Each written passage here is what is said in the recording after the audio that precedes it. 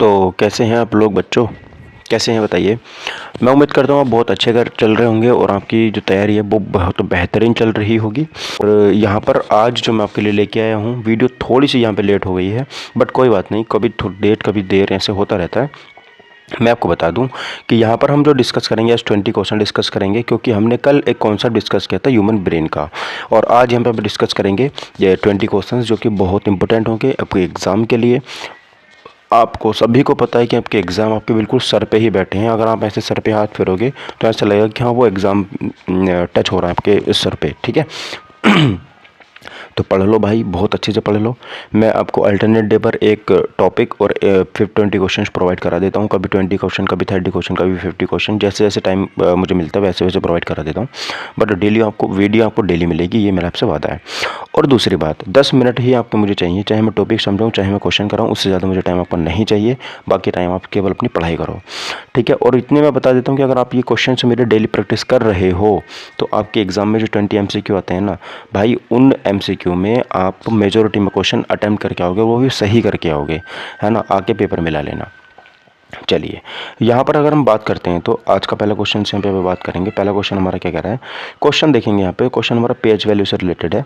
अगर आपने pH value पढ़ी हुई है तो हम इस क्वेश्चन का आंसर बहुत बेहतरीन तरीके से कर सकते हो। यदि पीएच किसी विलियन का, मान लीजिए कोई विलियन है, उसका पीएच मान जो है वो 3 है ना, तो वह कैसा होगा बताओ। वो विलियन कैसा होगा हमारा, आपको ये बताना है। क्या वो हमारा कमज़ोर वीक एसिड होगा, या स्ट्रॉन्ग एसिड होगा, या फिर हमारा वीक बेस होगा, या न्यूट्रल होगा। तो अब देखिए पीएच वैल्यू हमारी कितनी है, 3 है। अब 3 है तो पीएच वैल्यू का क्वेश्चन मैंने आपको एक पिछली वीडियो में भी समझाया था कि पीएच को हमारा कैसे काम करता है। मान लीजिए ये हमारा एक पीएच स्केल है।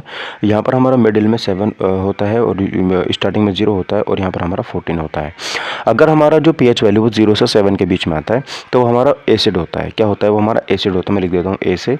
और अगर 7 से 14 के बीच में होता है तो बेस होता है, और अगर वो 7 पे है तो वो न्यूट्रल होता है। तो ANB करके इसको आप याद रख सकते हो। दूसरी चीज़, अब ध्यान से देखना, अगर वो हमारे 7 के नज़दीक है, जो वैल्यू 7 के पास में है, तो वो वीक एसिड होगा, और वो 0 के ज़्यादा पास में तो वो प्रबल यानी कि स्ट्रॉन्ग एसिड होगा। तो यहाँ पर मुझे करेक्ट आंसर बताना था, तो सर यहाँ पर जो मेरा 1 2 3 4 5 6 है ना, तो बिल्कुल मिडल में आ रहा है ये, है ना।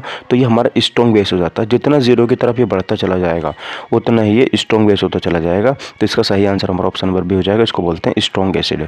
क्या बोलते हैं, स्ट्रॉन्ग एसिड हम यहाँ पे इसको बोल देते हैं। तो ये इंपॉर्टेंट हो जाता है बहुत ज़्यादा, ठीक है।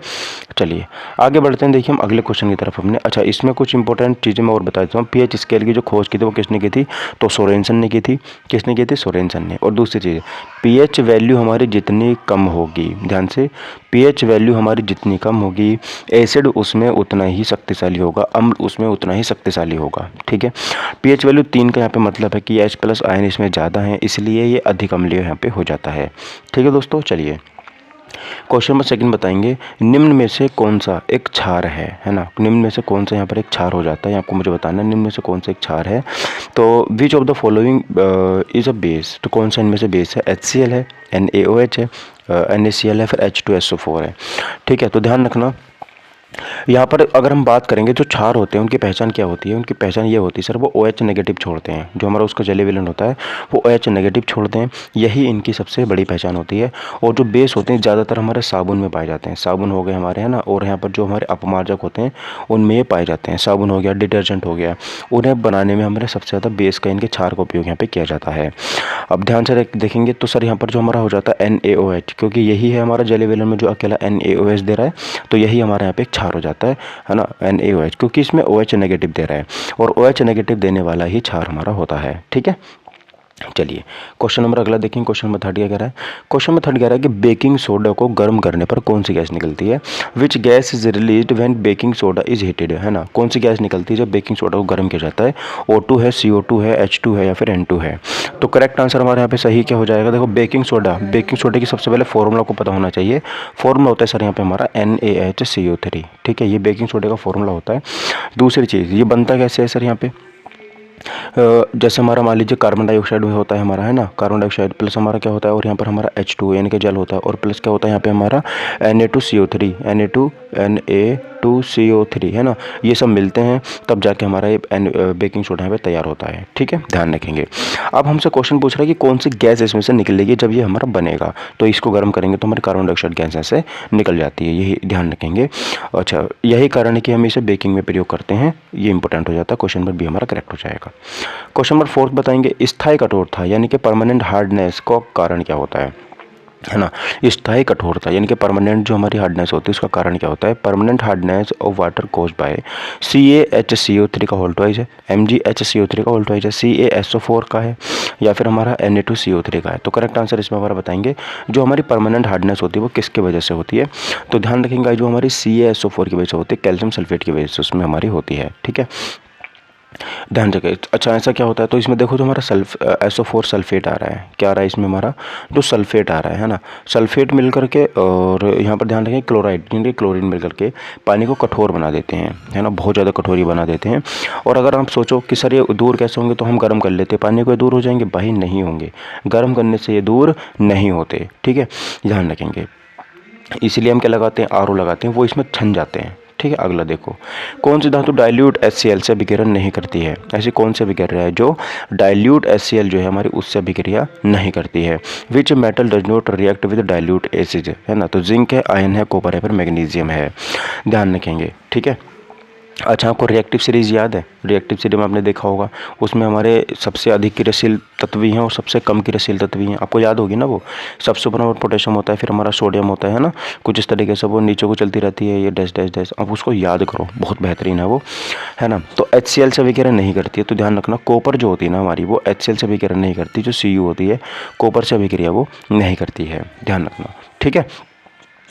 अच्छा, ध्यान रखेंगे कॉपर जो होता है वो हाइड्रोजन से कम क्रियाशील होता है, क्योंकि जो हाइड्रोजन आता है हमारा ऊपर आता है ना, हाइड्रोजन कहाँ पे आता है, ऊपर आता है, कॉपर नीचे आता है रिएक्टिव सीरीज में, तो ये हाइड्रोजन से कम क्रियाशील होता है, इसलिए HCl से वगैरह नहीं करता, यह रिएक्टिव सीरीज पर हमारा क्वेश्चन आधारित हो जाता है। अगला क्वेश्चन देखेंगे, क्वेश्चन नंबर 6 कह रहा है pH1 है ना, pH1 वाला विलियन होता है, तो pH अगर मान लीजिए किसी विलियन का pH वैल्यू 1 है तो वो हमें क्या शो कर रहा है, तो वो हमें स्ट्रॉन्ग एसिड शो कर रहा है, अभी भी मैंने पीछे समझाया था आपको। ठीक है, चलिए आगे देखें। क्वेश्चन नंबर 7 क्या कह रहा है, प्लास्टर ऑफ पेरिस का सूत्र क्या होता है। प्लास्टर ऑफ पेरिस के यहाँ पे बात करेंगे हम, है ना, formula of plaster of Paris. तो प्लास्टर ऑफ पेरिस का यहाँ पे फॉर्मूला हम बताएंगे। तो ध्यान रखना जो हमारा जिप्सम होता है ना, जिप्सम का आपने फॉर्मूला पढ़ा है कभी, बताओ, जिप्सम का फॉर्मूला पढ़ा है, बताओ जल्दी से बोलो एकदम।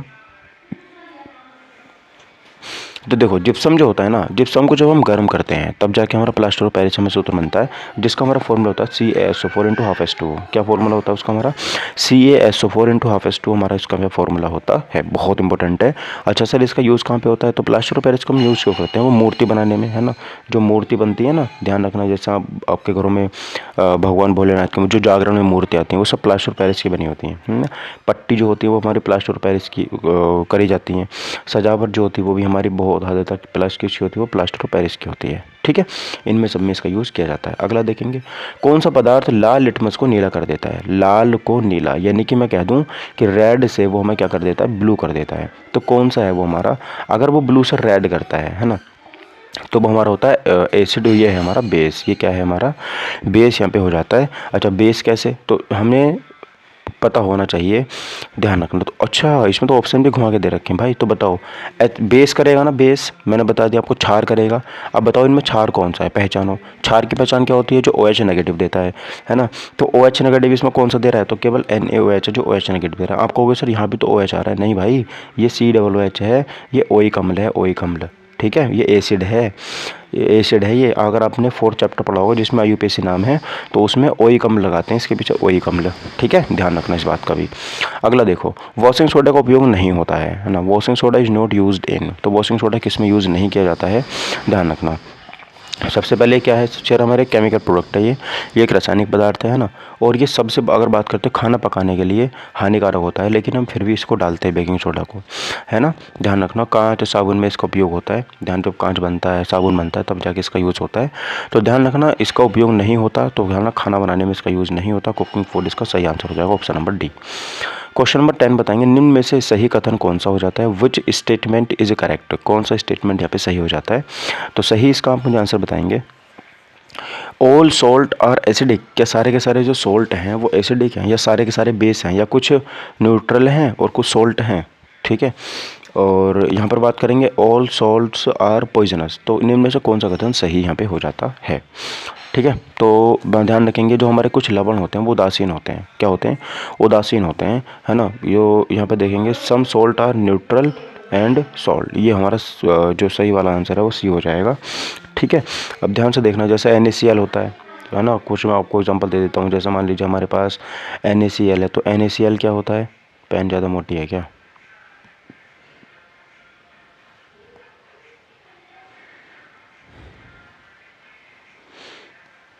जैसे मान लो मैंने NaCl ले लिया है ना, NaCl क्या होता है हमारे यहाँ पर, ये न्यूट्रल होता है, इनका उदासीन होता है।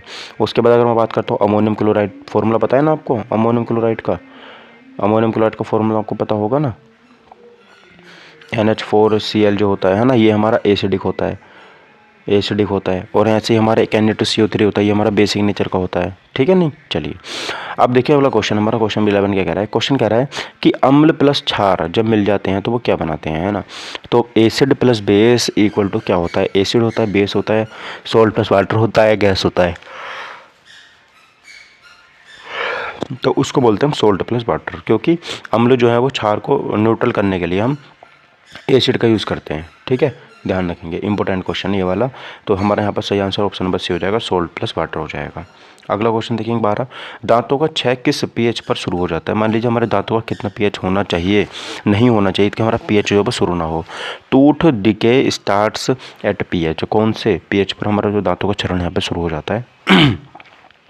तो ध्यान रखना, अगर हमारे दांतों का जो pH वैल्यू 5.5 है तो हमारे दांतों का यहाँ पे 6 शुरू हो जाता है, ठीक है।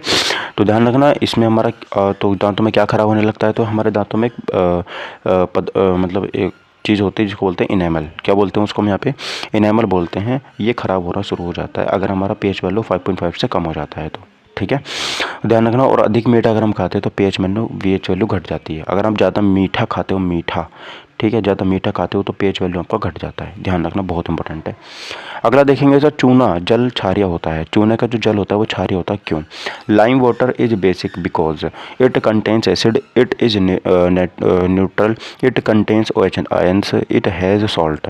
तो चूना जो होता है वो चूने का जल क्षारीय होता है, इसमें क्या होता है ऐसा, ध्यान रखना। तो चूना जो होता है ना वो हमारा क्या होता है, CaOH का होल्टवाइज होता है ना, चूना का जो पानी जो होता है तो उसमें हमारा OH आ रहा है, और OH नेगेटिव जो होता है हमारा बेसिक नेचर होता है, बेसिक बेसिक बेसिक बेसिक, ये रहा option number C, it contains OH ions, ठीक है, क्योंकि वो हमारा OH आयन कंटेन करता है। तो फॉर्मूला क्या होता है इसका, हमारा CaOH का होल्टवाइज होता है ना, CaOH का होल्टवाइज हमारा इसका फॉर्मूला होता है, तो इसमें OH आता है, इसलिए क्या होता है हमारा क्षारीय होता है। अगला क्वेश्चन देखेंगे, बेकिंग सोडे का रासायनिक नाम क्या है। बेकिंग सोडे का रासायनिक नाम यहाँ पे क्या हो जाता है, तो बेकिंग सोडे का तो मैंने ऊपर भी डिस्कस करवाया था, है ना। तो sodium sodium sodium sodium bicarbonate क्या होता है, सोडियम बाइकार्बोनेट होता है, फॉर्मूला होता है इसका NaHCO3, इसका हमारे पे फॉर्मूला हो जाता है, ठीक है। ध्यान रखेंगे। अच्छा क्या यूज होता है, तो जब हम केक बनाते हैं ना केक, वो इसका इसमें बहुत ज़्यादा यूज होता है, ध्यान रखेंगे, ठीक है।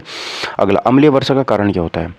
Acid rain is caused by, अम्लीय वर्षा किसकी वजह से होती है, तो इसमें हमारी SO2 और NO2 की वजह से होती है। सल्फर डाइऑक्साइड और नाइट्रोजन डाइऑक्साइड ये होते हैं हमारा, ये गैसें पानी से मिलकर ना एसिड बनाती हैं। जब ये गैसें हमारी पानी से मिल जाती हैं तो अम्ल बनाती हैं, और इससे क्या होती है, हमारी जो इमारतें होती हैं ना वो ख़राब होती हैं, और जो ताजमहल का रंग फीका पड़ा है ना वो इसी वर्षा की वजह से पड़ा है, ठीक है। अगला बताएंगे, pH बढ़ाने के लिए क्या मिलाया जाता है। क्या pH आपको to increase pH value we add, क्या ऐड करेंगे pH अगर आपको बढ़ाना है तो।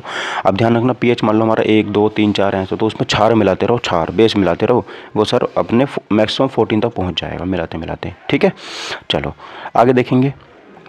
अगला, नींबू में पाया जाने वाला अम्ल जो है वो कौन सा होता है। Acid present in lemon, lemon में कौन सा नींबू पाया जाता है। एसिडिक एसिड है हमारा, सिट्रिक एसिड है, ऑक्जेलिक एसिड है, फिर हमारा लैक्टिक एसिड है। तो नींबू में पाया जाने वाला जो हमारा एसिड होता है उसको बोलते हैं सिट्रिक एसिड, यानी कि ऑप्शन नंबर भी हमारा करेक्ट हो जाएगा, ठीक है। तो एसिडिक एसिड हमारा सिरके में पाया जाता है, ऑक्जेलिक हमारा जैसे मान लीजिए सेब में पाया जाता है, लैक्टिक एसिड हमारा दूध में पाया जाता है, ठीक है। अगला देखो, सबसे मजबूत क्षार यहाँ पे कौन सा हो जाता है। स्ट्रॉन्गेस्ट बेस है, जिसके pH वैल्यू सबसे ज़्यादा होगी वही हमारा क्या होगा यहाँ पे, ध्यान रखना। तो वो हमारा क्या, सॉरी सॉरी, हाँ सही है भाई, सही है। जिसकी पीएच वैल्यू सबसे ज़्यादा होगी वही हमारा क्या होगा, सबसे मजबूत यहाँ पे क्षार होगा। तो वो है हमारा NaOH। इन सब में NaOH जो है वो सबसे मजबूत यहाँ पे क्षार है।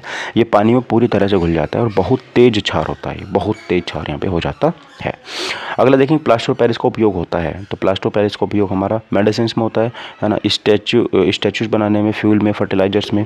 तो कहाँ पर होता है हमारा, जो हमारी स्टैचूज होती है ना, मूर्ति बनाने में इसका यहाँ पे सबसे ज़्यादा यूज किया जाता है। ध्यान रखना।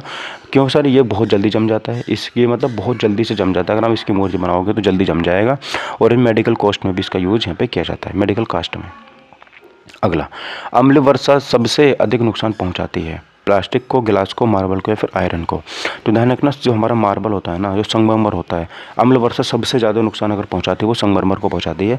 और ताजमहल जो हमारा संगमरमर का ही बना हुआ है, इसलिए वो सबसे ज़्यादा ख़राब वही हो रहा है। क्यों सर, इसमें हमारा CaCO3 जो है वो घुला होता है ना। तो ये बहुत ज़्यादा नुकसानदायक होता है किसी भी इमारत के लिए, किसी भी ऐसी चीज़ के लिए जो हमारे लिए बहुत कीमती है। ठीक है, तो गाइस ये हमारे आज के 20 क्वेश्चन थे। देखो मैंने लगभग आपको कितने मिनट में, 15 मिनट में करा दिए।